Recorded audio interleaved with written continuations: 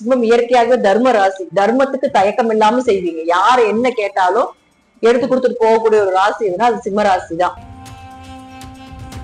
கணவர் பிரிஞ்சாச்சு, மனைவி பிரிஞ்சாச்சு, டைவர்ஸ் வரைக்கும் போயிருச்சு, திரும்பி அவங்க வருவாங்களா, இது எல்லாம் நிறைய கேள்விகள் இப்ப சிம்மத்துக்கு போயிட்டு இருக்கணும். அதுதான் உண்மை. அவமானப்பட்டாதான் அஷ்டமச்சனியினுடைய தாக்கம் குறையும். அஷ்டமச்சனினா அவமானம் அப்படிங்கிற நம்ம எழுதிக்கலாம். இப்ப கண்டிப்பா பின்னாடி வரக்கூடிய இந்த அஷ்டமச்சனி முடிஞ்சுன்னா மிகப்பெரிய ஒரு வாய்ப்புகள், மிகப்பெரிய வளர்ச்சி, மிகப்பெரிய ஒரு பப்ளிசிட்டி ஆகக்கூடிய அமைப்புலாம் இருக்கு. சுக்கிரன் சாரத்துல ராகுகேதுக்கள் இருக்கிறது, ராகுகேது சாரத்துல சுக்கிரன் இருக்கிறதுலாம் ஒரு பெரிய மைனஸ். தப்பு பண்ணுன உடனே தண்டனை நிச்சயமா கிடைக்கும். அவமானத்தை கொடுத்தே தீர்வார். சோ சிம்மம் ரொம்ப கவனமா இருக்கணும்.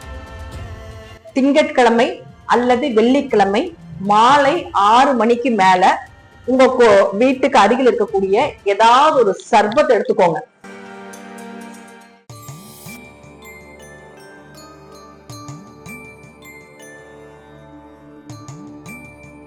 திருச்சிற்றம்பலம். தென்னாருடைய சிவனை போற்றி, எந்நாட்டவருக்கும் இறைவா போற்றி. அனைவருக்கும் வணக்கம்.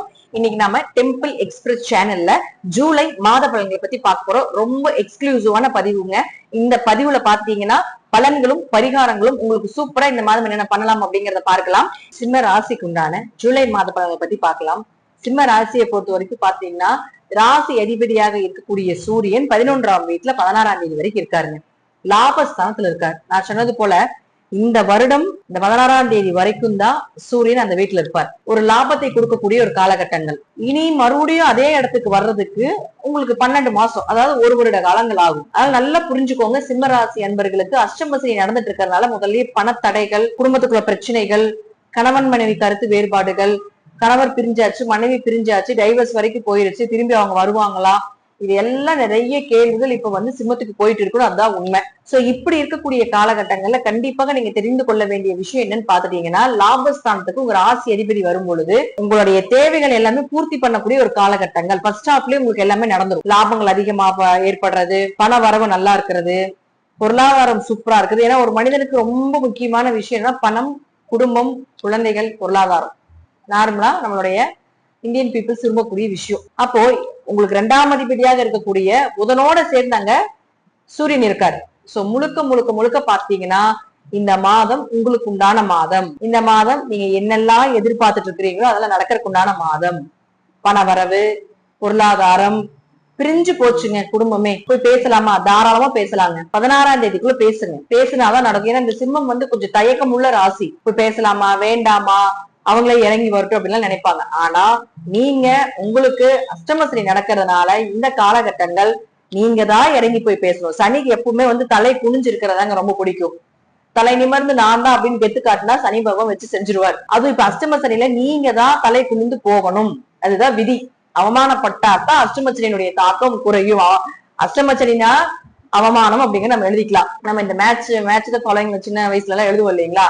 அஷ்டமசனி அப்படின்னா அதுக்கு ஈக்குவல் என்ன வரும் அப்படின்னு பாத்துட்டோம்னா அவமானம். அதுதான் உண்மை. அவமானப்பட்டாதான் அஷ்டமச்சனி நடக்குதுன்னு அர்த்தம். அப்படி இல்லை அது ஒரு ராசியலின்னு அர்த்தம். அதனால கொஞ்சம் இந்த காலகட்டங்கள்ல கொஞ்சம் குடும்பம் பிரிஞ்சு போச்சு, நான் தேவையில்லாம பேசிட்டேன், அவங்க தேவையில்லாம பேசிட்டாங்க, உங்க மேல தப்பு இருக்குது, அவங்க மேல தப்பு இருக்குது, பார்ட்னர் மேல தப்பு இருக்குது, நண்பர்கள் கிட்ட தப்பு இருக்குது, என்ன வேணா இருந்து போட்டோம். ஆனா நீங்க இந்த தடவை கொஞ்சம் விட்டு கொடுத்து போகக்கூடிய நேரம். கொஞ்சம் விட்டு கொடுத்து போங்க. கண்டிப்பா திரும்பி வர்றதுக்கான வாய்ப்பு இந்த மாதம் மட்டும்தான் இருக்கு.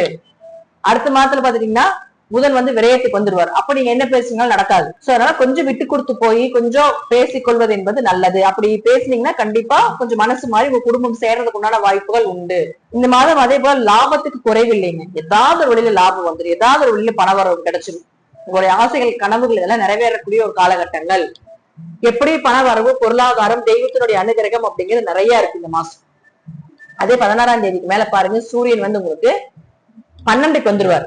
அப்ப ராசி அதிபதி 12க்கு வரும் பொழுது குருவோட சேர்ந்து சிவராஜ யோகமாக வேலை செய்யும். இந்த சிவராஜ யோகம் அப்படிங்கிறது ஆண் வாரிசு பிறக்கிறது, நிறைய சிவன் கோவில் கட்டுறது, அல்லது பழமையான கோவிலுக்கு போயிட்டு வர்றது, ஏதாவது ஒரு கோவில் கட்டுமான பணிக்கு உங்களால முடிஞ்ச அன்னதானமோ அல்லது பொருள் உதவியோ பண உதவியோ கொடுக்கறதுக்கான ஒரு வாய்ப்புகள் இதெல்லாம் சிம்மத்துக்கு நடக்கும். சிம்மம் இயற்கையாகவே தர்ம ராசி. தர்மத்துக்கு தயக்கம் இல்லாம செய்வீங்க. யார் என்ன கேட்டாலும் எடுத்து கொடுத்துட்டு போகக்கூடிய ஒரு ராசி எதுனா அது சிம்ம ராசி தான். கர்ணனை போல் குணம் கொண்டவர் அப்படிங்கறத கூட நம்ம எடுத்துக்கலாம். தனக்கு உண்டோ இல்லையோ தனக்காக யாராவது கேட்கறாங்க, அவர்களுக்காக ஏதோ ஒரு விஷயம் நடக்கணும் அப்படின்னு நினைச்சீங்கன்னா எதுவாக இருந்தாலும் கொடுக்கக்கூடிய ராசி எதுனா சிம்ம ராசி. சோ இப்ப அதற்கு இன்னும் அதிகமான வாய்ப்புகள் வரப்போகுது அப்படிங்கிறது இந்த மாசம் நடக்கிறது. இதுல என்ன அப்படின்னா, எல்லாருக்கும் கொடுத்து நாங்க வீணா போயிட்டோம், எங்களுக்குன்னு எது நடக்க மாட்டேங்குது, நாங்க ரொம்ப கஷ்டப்படுறோம், கொடுத்தவங்க எல்லாம் கூட திரும்பி எங்களுக்கு செய்ய மாட்டேங்கிறாங்க அப்படிங்கிற ஒரு சூழ்நிலைகள் இப்ப சிம்மத்துக்கு போயிட்டு இருக்குன்னு அதுதான் உண்மை. பயப்பட வேண்டாம், தெய்வங்கள் உங்க கூட எப்பவுமே இருக்கும். சிம்ம ராசிக்கு எப்பவுமே சிவபெருமானுடைய கடாட்சம் எப்பொழுதுமே இருந்து கொண்டே இருக்கும். எந்த தெய்வங்கள் கை கொடுக்குதோ இல்லையோ, சிவன் உங்களுக்கு கை கொடுப்பார்.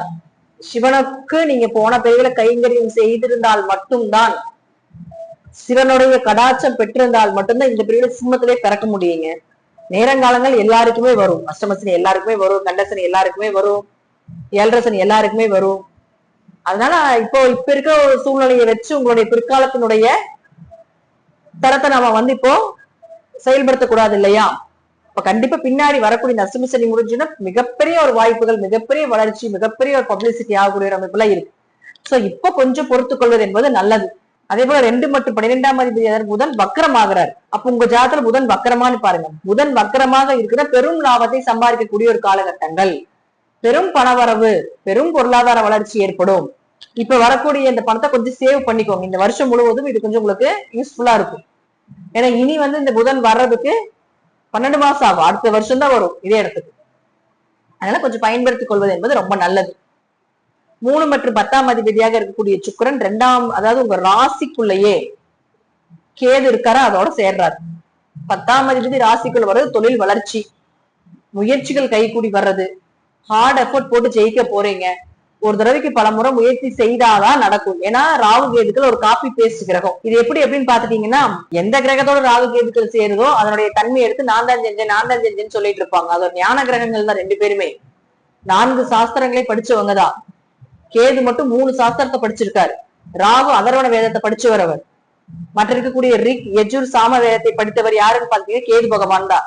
இந்த கேது உங்க ராசிக்குள்ள இருக்கும்போது நிறைய சாஸ்திரங்கள் படிச்சிருப்பீங்க, எண்ணங்கள் நிறைய தெளிவாயிருப்பீங்க, ஞானம் அதிகமா பிறந்திருக்கும், நிறைய ஆன்மீகம் சம்பந்தப்பட்ட தொடர்புகள் ஏற்பட்டிருக்கும், நிறைய கோயிலுக்கு தீர்த்த யாத்திரை போயிட்டு வந்திருப்பீங்க இந்த 1 இயர் 1.5 இயர்க்குள்ள. அப்படி இருந்தும் உங்களுக்கு வீட்டுக்குள்ள நிம்மதி இல்லைங்கிறதா இருக்கும். உங்களுக்கு பணவரவு இல்லை, ஆனா இது மாதிரி விஷயத்துக்குள்ள கரெக்டா பணம் கிடைக்கும், போயிட்டு வந்துருவோம், ஏதோ ஒரு ஆளாவது கூட்டிட்டு போயிருவாங்க அப்படிங்கிறதெல்லாம் கொடுக்கும். அப்படி இருக்கக்கூடிய இந்த ஞான கிரகமாக இருக்கக்கூடிய கேதுவோட சுக்கிரன் சேரும் பொழுது தொழில் ரீதியாக ஞானத்தை அதிகமா கொடுத்துருவார். கேதுவோட எந்த கிரகம் சேர்ந்தாலும் அவருடைய ஞானம் அதிகமாகும். அப்ப தொழில் ரீதியாக ஞானத்தை அதிகமா கொடுத்துருவார். உங்க கூட பிறந்தவங்க எப்படி அப்படிங்கறத உங்க சொல்லி கொடுத்துருவாரு. நல்லவங்களா கெட்டவங்களா அப்படிங்கறத காட்டி கொடுத்துருவாரு. கடுமையா முயற்சி செஞ்சுக்கிட்டே தான் இருப்பீங்க. ஆனா எந்த முயற்சி செய்தா நல்லா இருக்கணும்னு தெரியும் இல்லையா, அந்த முயற்சிகள் என்ன அப்படிங்கறத காட்டி கொடுத்துருவாரு. இப்ப இது ஒரு வகையா பிளஸ்ஸா இருந்தாலும் ஒரு வகையா மைனஸ். நம்ம என்ன சொல்லணும்னா, இந்த சுக்கிரன் கேது சேர்க்கை பெண் சாபத்தினுடைய அமைப்பு.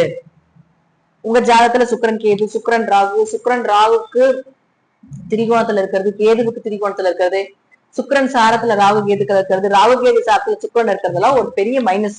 இது ஒரு லட்சுமி கடாட்சத்தையும் கொடுக்கும், பண வரவை இழக்கவும் வைக்கும். அது மட்டும் இல்லாம பெண் சாப அமைப்பையும் கொடுக்கும், கொஞ்சம் அவமானத்தையும் ஏற்படுத்தி கொடுத்துரும். சுக்கிரன் அப்படிங்கிற செக்ஷுவல் கான்டாக்ட், உடல் ரீதியாக இருக்கக்கூடிய எல்லா உணர்ச்சிகளும் சுக்கிரன் தாங்க. அப்ப இது ஒரு பாதிப்பை கொடுக்கும். உங்க ஜாதத்துல இருந்தாலும் சரி, இப்ப உங்களுடைய குழந்தைகளுடைய ஜாதத்துல இருந்தாலும் சரி, இப்ப கொஞ்சம் கவனமா இருந்துக்கணும்.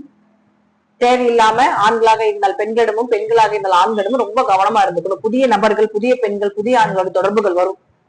இந்த டைம்லதான் தேவையில்லாத ஒரு கெட்ட பெயர் ஏற்படுறது, உடல் ரீதியாக தேவையில்லாத ஒரு பிரச்சனைகள் வர்றது, இதெல்லாம் கொஞ்சம் செக்ஷுவல் கான்டாக்ட்ல நிறைய வந்துடும் இந்த டைம்ல. நீங்க தப்பே பண்ண வேண்டாம்னு நினைச்சாலும் கூட, ஏன்னா சனி பாக்குதுங்க, தப்பு பண்ணுன உடனே தண்டனை நிச்சயமா கிடைக்கும். அவமானத்தை கொடுத்தே தீருவார். சோ சிம்மம் ரொம்ப கவனமா இருக்கணும். ஏன்னா ஸ்ட்ரைட்டா உங்களுக்கு தான் வரப்போகுது. குடும்பத்துல யாருக்கு இருந்தாலும் அதனுடைய அவமானம் உங்களுக்கு வரப்போகுது. சோ குழந்தைகளுக்கு இருந்தாலும் சரி, கொஞ்சம் அவங்க என்ன பண்றாங்க, என்ன செய்யறாங்க, யாருகிட்ட பேசுறாங்க, அவங்களுடைய செல்போன்ல கொஞ்சம் செக் பண்ணி வச்சுக்கிறது, அவங்களுடைய புக்ஸ் நோட்ஸ் எல்லாம் கொஞ்சம் செக் பண்ணி பாக்குறது, அவங்க நண்பர்கள் கிட்ட எல்லாம் இவங்க எப்படி அப்படிங்கிறது கொஞ்சம் கேட்டு தெரிஞ்சு வச்சுக்கோங்க. ஏன்னா அவங்களுக்கு தெரியாதுப்பா, இந்த நேரமும் இந்த கிரகங்களும் யார வேணா எப்படி வேணா மாத்தும். கிரகங்கள் தன்னுடைய கடமைகளை கரெக்டா செய்யும். நம்ம தான் தூங்கிடுவோம், கிரகங்கள் என்னைக்குமே தூங்காதுங்கிறது நல்லா புரிஞ்சுக்கோங்க. சோ இந்த கிரக சேர்க்கை அப்படிங்கிறது ஒரு பெண்களால் அவமானப்படுத்தக்கூடிய ஒரு சேர்க்கையை ஏற்படுத்தி கொடுக்கறதுக்கு வாய்ப்புகள் உண்டு. பழக்க வழக்கங்கள் ஏதாவது பண்ணிட்டு இருக்கீங்க அப்படின்னா இந்த நேரத்தை தலைகுனிவை ஏற்படுத்தி விடும். சோ ரொம்ப கவனமாக இருக்கணும் சிம்ம ராசி அன்பர்கள் இந்த ஒரு விஷயத்துல. அடுத்து செவ்வாய் பொறுத்த வரைக்கும் 4-9 குடையவர் 10ஆம் வீட்டுக்கு வரார். அப்ப அம்மா மூலமாக, அப்பா மூலமாக உதவிகள் கிடைக்கிறது. கேந்திராதிபதி கேந்திரத்துல இருக்கிறார். 4ஆம் அதிபதி 10ன்னு சொல்லக்கூடிய கேந்திர ஸ்தானத்துல இருக்கிறது.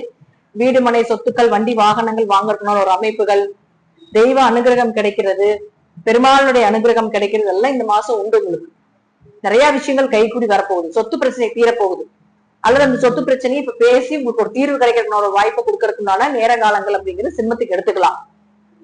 இந்த மாதம் முழுக்க முழுக்க பாத்துட்டீங்கன்னா குதிரை பார்க்கறதுனால வாய்ப்புகள் கிடைக்கும். பழமையான விநாயகர் கோயிலுக்கு போயிட்டு வரதுனால வாய்ப்புகள் கிடைக்கும். அதே போல யானை பார்க்கறதுனால வாய்ப்புகள் கிடைக்கும். ரொம்ப சக்சஸான நம்பர் அப்படின்னு பாத்துட்டீங்கன்னா 6ஆம் நம்பர் அளவுக்கு சக்சஸ் கொடுக்கும் இந்த மாதம். அதே போல உங்களுக்கு 5ஆம் நம்பர் அளவுக்கு சக்சஸ் கொடுக்கறதுக்குண்டான வாய்ப்புகள் உண்டு. கலர்ல பாத்துட்டீங்கன்னா பிங்க் அளவுக்கு நல்லா சக்சஸா இருக்கும். அடுத்தது கிரீன் அளவுக்கு சக்சஸ் கொடுக்கறதுக்குண்டான வாய்ப்புகள் உண்டு. ரெட் அளவுக்கு சக்சஸ் ஆகும். சிம்மத்துக்கு ரெட்டு கொஞ்சம் பாதகம் தான், அதனால 3ஆம் எண்ணா எடுத்துக்கிறது நல்லது. சோ இதெல்லாம் உங்களுக்கு நன்மைகளை அதிகமாக கொடுக்கக்கூடிய நம்ம எப்ப கொடுக்கும். சோ இந்த மாதத்துல நிறைய பேர்களுடைய தொடர்புகள் வரும், கவனமாக இருக்க வேண்டும்.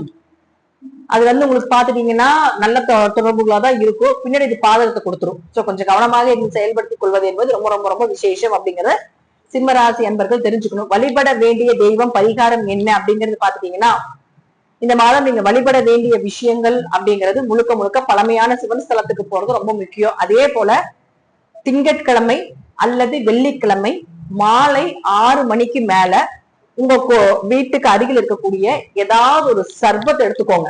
சர்ப கோவில் சொல்லுவோம் இல்லைங்களா, அல்லது விநாயகர் கோயிலுக்கு பக்கத்துல இருக்கக்கூடிய ராகு கேதுகள் எடுத்துக்கிறது ரொம்ப விசேஷம். அதுவும் அரசு மரத்துக்கு அடியில் இருக்கக்கூடிய விநாயகர் கோயில் இருக்கக்கூடிய ராகு கேதுகள் உங்களுக்கு ரொம்ப சப்போர்ட் பண்ணும். இந்த விநாயகருக்கு போய் பால் அபிஷேகம் பண்றது ரொம்ப விசேஷம். பால் அல்லது பன்னீர் இந்த ரெண்டுல உங்க கையால அபிஷேகம் பண்றதுக்கான வாய்ப்புகள் கிடைச்சா போய் பண்ணுங்க. இந்த மாதம் முழுவதும் வாரம் ஒருக்கா இதை பண்ணிக்கோங்க. ஒரு திங்கட்கிழமை எடுத்துக்கோங்க அல்லது வெள்ளிக்கிழமை எடுத்துக்கோங்க. பன்னீர் அபிஷேகம் ஃபர்ஸ்ட் கிளாஸ். 2வது பால் அபிஷேகம் பண்றது ரொம்ப விசேஷம். இந்த 2 அபிஷேகம் பண்ணீங்கன்னா இன்னும் ரொம்ப விசேஷம். ஐயர் இருந்தாங்கன்னா ஐயர்கிட்ட கொடுத்து பண்ண சொல்லுங்க. அல்லது ஒரு சில இடத்துல பாத்துட்டீங்கன்னா சும்மாவே அரசு மரத்துக்கு அடியில பிள்ளையார் இருப்பாரு, நீங்களே போய் அபிஷேகம் பண்ணி ஒரு தீபாரதனை காட்டிட்டு சாமிக்கு ஏதாவது ஒரு நெய்வேத்தியமாக இனிப்பு நெய்வேத்தியம் பண்றது ரொம்ப விசேஷம். பண்ணிட்டு வர்றது ரொம்ப இந்த மாசம் உங்களுக்கு வரக்கூடிய இந்த கெட்ட பெயர் அவமானத்துல தீர்த்து கொடுக்கும் அப்படிங்கிற அமைப்புகளும் உண்டு. இன்னொன்னு தாந்திரீகத்துக்கு ரொம்ப உடனே பவர். தாந்திரீக பரிகாரத்துக்கு உங்க வீட்டுல அதாவது வெள்ளிக்கிழமை மாலை 6 மணிக்கு மேல உங்களுடைய நடு வீட்டுல ஹால்ல பாத்துட்டீங்கன்னா பச்சை கற்பூரத்தையும் அதே போல கிராம்பு இருக்கு இல்லைங்களா, ஒரு 6 கிராம்பு எடுத்துக்கோங்க, ஒரு அகல் விளக்குல வச்சு எரிச்சிருங்க. அதே போல அதே நேரத்துல பச்சை கற்பூரத்தை ஒரு தண்ணியில போட்டு கலக்கிட்டு வீடு முழுவதும் தெளித்து விடுவது என்பது ரொம்ப விசேஷம். இந்த பரிகாரமும் உங்களுடைய எண்ணங்களையும் உங்க குடும்பத்துல இருக்கக்கூடியவங்களுடைய மனசுல இருக்கக்கூடிய அந்த கெட்ட எண்ணங்கத்தையும் கொஞ்சம் விளக்குறதுக்கு உண்டான ஒரு சிறந்த பரிகாரம். அது இந்த மாதத்துக்கு உண்டான பரிகாரம்.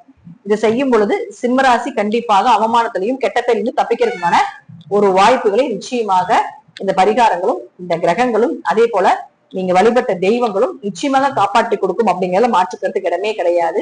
சோ இதை செய்து பாருங்க, நிச்சயமா நன்மைகள் அதிகமாக உண்டு. இது எல்லாமே உங்க ஜாதக ரீதியாகவும் தசாபுத்திகள் ரீதியாகவும் நான் சொல்லக்கூடிய கருத்துக்கள் மாறுபடலாம். நன்றி. மீண்டும் ஒரு நல்ல பதிவில் சந்திக்கலாம். திருச்சிற்றம்பலம், தில்லையம்பலம், ஸ்ரீ நரசிம்மர் திருவிழி சரணம்.